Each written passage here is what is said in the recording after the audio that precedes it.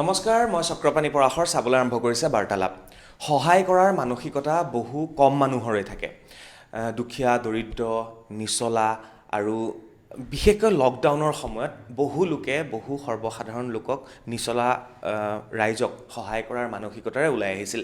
মোৰ লগত আজি কথা বতৰা পাতিবৰ বাবে, বাৰ্তালাপ কৰিবৰ বাবে এগৰাকী যুৱক আৰু এগৰাকী যুৱতী আহিছে। মই তেওঁলোকৰ ওচৰলৈ যাব বিচাৰিছোঁ। প্ৰথমে নামটো প্ৰথম কৰিলে। মোৰ নাম মিংকু শৰ্মা হয়। মই হৈছোঁ আপোনাৰ আছাম হিউমেন ডেভেলপমেণ্ট ফাউণ্ডেশ্যনৰ অৰ্গেনাইজেশ্যন ছেক্ৰেটাৰী ষ্টেটৰ। আৰু মই মানে যোৱা এক বছৰ ধৰি এই কৰ্মত মানে আগবাঢ়ি আহি আছোঁ। আৰু এইখিনিয়ে মানে লক্ষ্য উদ্দেশ্য আছে, যি দৰিদ্ৰ লোক আছে, তো ফুটপাথত হওক, এনেকুৱা ধৰি লওক বহুত ধৰণৰ বিভিন্ন ধৰণৰ মানুহ আছে। ধৰি লওক চৰকাৰেতো বহুত ধৰণৰ হেৰি কৰি আছে, তেওঁলোক যিবিলাক মানে নাপায়গৈ, তো তেওঁলোকক আমি সহায় সহযোগিতা কৰি আহি আছোঁ। আৰু মানে আমাৰ এইটো লক্ষ্য উদ্দেশ্যই হৈছে সেইটো যে আমি এনেকৈ কৰি যাম, আৰু যাতে আমাৰ মানুহেও আমাক সেইখিনি সহায় কৰিছে, বহুতখিনি আমাক সহায় কৰিছে আৰু আগলৈও সহায় কৰিব বুলি আমি আশাবাদী। তো সেইটো কাৰণে সেইখিনি আমি মানে ক'ব বিচাৰিছোঁ। আৰু আমাৰ মোৰ লগত উপস্থিত আছে আমাৰ কামৰূপ মেট্ৰৰ উপসভাপতি দীপশিখা দাস।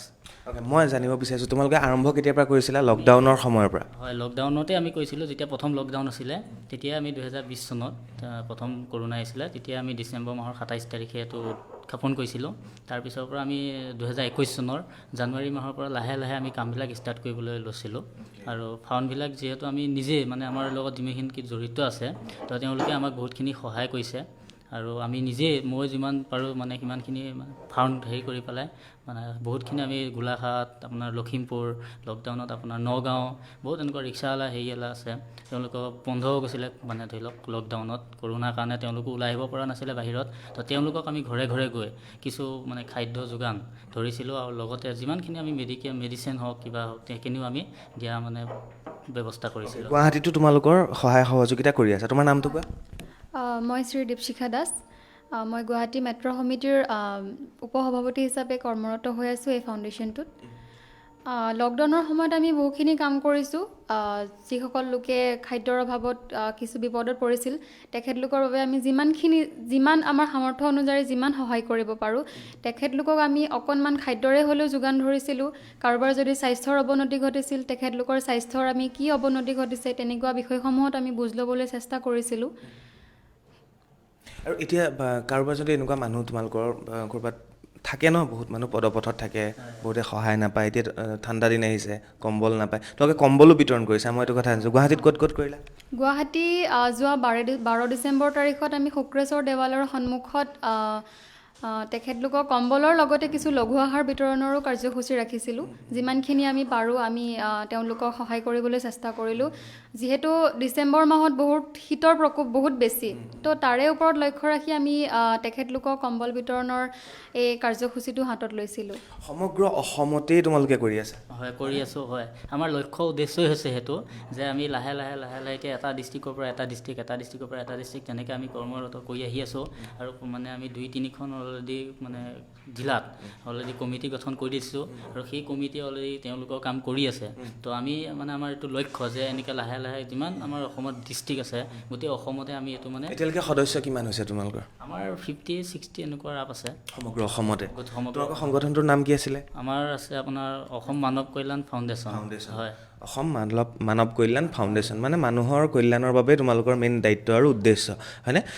ইয়াৰ উপৰি আৰু কি কি কাম কৰিম বুলি ভাবিছা, বা এতিয়াতো বিলাই আছা কিবা কিবি দুখীয়া দৰিদ্ৰক, ইয়াৰ উপৰি আৰু কেনেকুৱা কি ভাবিছা? আমাৰ মানে ভাৱনাবিলাকতো বহুত আপোনাৰ লাহে লাহে আমি এইটোৰ পৰা লাহে লাহে আমি কৰিম বুলি ভাবিছোঁ। আমাৰ যেনেকৈ আমাৰ কিছুমান ফুটপাথত মানুহ আছে, ভাল মানুহ, তো তেওঁলোকক যদি আমি পাৰোঁ, ধৰি লওক কিছুমান এতিয়া মাক বাপেকক উলিয়াই দিয়ে ঘৰৰ পৰা, তো কিছুমান হয়তো থাকিব নিবিচাৰে, তেনেকুৱা মানুহবিলাকক যদি আমি মানে এটা আশ্ৰয় দিব পাৰোঁ, ধৰি লওক এতিয়া বহুত বৃদ্ধাশ্ৰম আছে, বহুত আশ্ৰম আছে তেনেকুৱা, তো তেনেকুৱা হেৰিয়ত যদি আমি ৰিকভাৰী কৰিব পাৰোঁ, সেইটো আমি এটা লক্ষ্য ৰাখিছোঁ। এনেকুৱা বহুত মানুহ পোৱা যায়, তেওঁলোকক হয়তো ক'ৰবাত লৈ যাবলগীয়া হয়, তেওঁলোকে তোমালোকক কেনেকৈ কণ্টেক্ট কৰিব, আৰু তোমালোকে কেনেকৈ তেওঁলোকক সহায় কৰিবা? তেওঁলোকে কেনেকৈ আমাক কণ্টেক্ট কৰিব মানে আমাৰ অসম মানৱ কল্যাণ ফাউণ্ডেশ্যন বুলি এটা অলৰেডি আমাৰ ফেচবুক পেজ আছে, তো ফেচবুক পেজত গৈ পেলাইও তেওঁলোকে আমাক মানে মানে হেৰি কৰিব পাৰে বহুত দীঘলীয়া প্ৰচেছ হৈ যাব ফোন নম্বৰ আছে নেকি ফোন নম্বৰো আছে ফোন নম্বৰটো আছে 8876983574 আকৌ এবাৰ কৈ দিয়া 8876983574 তো এই কণ্টেক্ট নম্বৰটোত যদি তেওঁ কণ্টেক্ট কৰে বা তেওঁ যদি কণ্টেক্ট পোৱা নাই তেওঁ মেছেজ কৰিব পাৰে হোৱাটছএপত তো কোনোবাই কৰেও আৰু আমাৰ ছেকেণ্ড আৰু এটা আমি পদক্ষেপ লৈছোঁ যে যিবিলাক কিছুমান ল'ৰা ছোৱালী আছে ফুটপাথে পৰি থাকে কিছুমানে বটল তো তেওঁলোকে যদি হয় তেওঁলোকৰ লগত আমি মানে গৈ পেলাই তো তেওঁলোকে যদি পঢ়াৰ প্ৰতি ইণ্টাৰেষ্ট আছে কিন্তু তেওঁলোকৰ মানে সেইখিনি হেৰি নাই তো ধৰি লওক তো সেইখিনি তেওঁলোকক আমি পঢ়াৰ শিশু কল্যাণৰ কাৰণে আৰু শিশু কল্যাণ আৰু শিশু ন্যায়ৰ বাবে তোমালোকে গভৰ্ণমেণ্ট ৰেজিষ্টাৰ কৰিব লাগিব আজিকালি তোমালোকে নিজে কৰিব নোৱাৰা কৰা হৈছে অলৰেডি তোমালোকৰ ৰেজিষ্টাৰ কাম আমি অলৰেডি আৰম্ভ প্ৰচেছিঙত আছে আৰু 15-20 দিনত আমাৰ সেইটো কামো সম্পন্ন হৈ যাব মানে জানুৱাৰীৰ ভিতৰত 2022 জানুৱাৰীৰ ভিতৰত আমি সেইখিনিও সম্পন্ন কৰিম তাৰপিছতে আমি এইখিনি কাম মানে আৰম্ভ কৰিম আৰু আমাক বহুতে সহায় কৰিছে আমাৰ মোক এইটো কোৱা ইমানখিনি ক'ব লাগে মোক এইটো কোৱা যে সংগঠনটোৰ জন্ম কেনেকৈ হৈছিল মোক সেইটো দীপশিখাই ক'বা কোৱা কেনেকৈ জন্ম হৈছিল ফেচবুক পেজ এটাৰ পৰা হৈছিল নে এনেকৈ কথা পাতোতে হোৱাটছএপ গ্ৰুপে হৈছিল সংগঠনটো জন্মৰ ক্ষেত্ৰত মই জন্ম হওঁতে ঠিক এইটো মানে ফাউণ্ডেশ্যনৰ লগত জড়িত নাছিলোঁ কিছু দেৰিকৈ গম পাইছোঁ যে এনেকুৱা এটা সংগঠন জন্ম হৈছে উৎপত্তি হৈছে তো মোৰে এগৰাকী ফ্ৰেণ্ডে জনালে যে এনেকুৱা তেনেকুৱা এটা ফাউণ্ডেশ্যন আছে দীপশিখা তুমি ইচ্ছুক নেকি তেতিয়া মই এনেও মানুহজনী সামাজিক ক্ষেত্ৰত কিবা এটা কাৰোবাক সহায় কৰিব পাৰিলে বিৰাট বেছি ভাল পাওঁ তো তাৰ ক্ষেত্ৰত লক্ষ্য ৰাখি তেতিয়া মই ক'লোঁ ঠিক আছে মই জইন কৰিম তাৰপিছত তেখেতলোকৰ কৰ্ম যিখিনি উদ্দেশ্য সেইখিনি জানি মই বিৰাট বেছি মানে কি ইচ্ছুক হৈ পৰিলোঁ যে অ'কে মই তেখেতলোকৰ কাৰণে কিবা এটা কৰিম তেতিয়া গম পালোঁ যে তেখেতলোকৰ উদ্দেশ্যটো হৈছে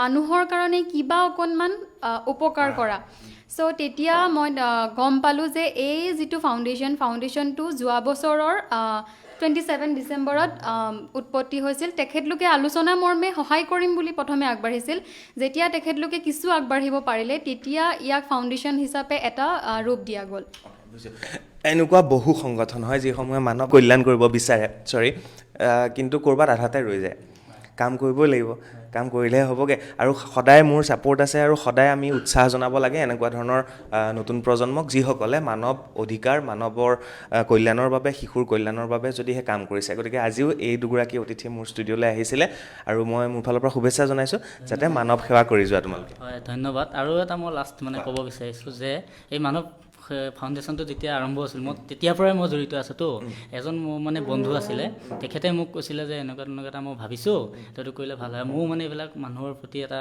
ছ'চিয়েল ৱৰ্কাৰ কৰি মই বেছি ভাল পাওঁ তেওঁ যেতিয়া কৈছিল যে ঠিক আছে মই ভাল পাইছোঁ আপোনাৰ লক্ষ্য উদ্দেশ্যবিলাক শুনি তেওঁৰ লগত মই জড়িত হৈ আইডিয়াটো তেওঁ দিছিলে কিন্তু মই তেওঁৰ লগত জড়িত হৈ তেওঁ বহুতক ক'লে কিন্তু তেওঁ কোনেও সহায় নকৰিলে তো মই বোলো ঠিক আছে মই আপোনাৰ লগত আছোঁ তো তেনেকৈ আমাৰ মিনিমাম 2 মাহ যেতিয়া আমি 27 ডিচেম্বৰ তাৰিখে উদযাপন কৰিছিলোঁ তো তেতিয়া আমি মানে আমাৰ লগত ব্যক্তি মাত্ৰ 3জন আছিল তাৰপিছত আমি লাহে লাহে যেতিয়া আমি 2-এটা কাম কৰিলোঁ তেতিয়া আমাক মানুহে ছাপোৰ্ট কৰিলে তেতিয়া বহুতে আমাক এতিয়ালৈকে আমাৰ 50-60% আমাৰ কমপ্লিট হৈছে কিমান মানুহক সহায় কৰিলা এতিয়ালৈকে এতিয়া আমাৰ ধৰি লওক সেইটো হিচাপটো নাই কিন্তু ডিষ্ট্ৰিক্ট হিচাপে ক'ব পাৰোঁ গোলাঘাট লখিমপুৰ আৰু আপোনাৰ নগাঁও আৰু মেট্ৰ' হয় আৰু ভাল কাম কৰি যোৱা সেয়া কামনা কৰিলোঁ শুভেচ্ছা জনাইছোঁ আৰু বিদায় লৈছোঁ আৰু এয়া আছিল মানৱ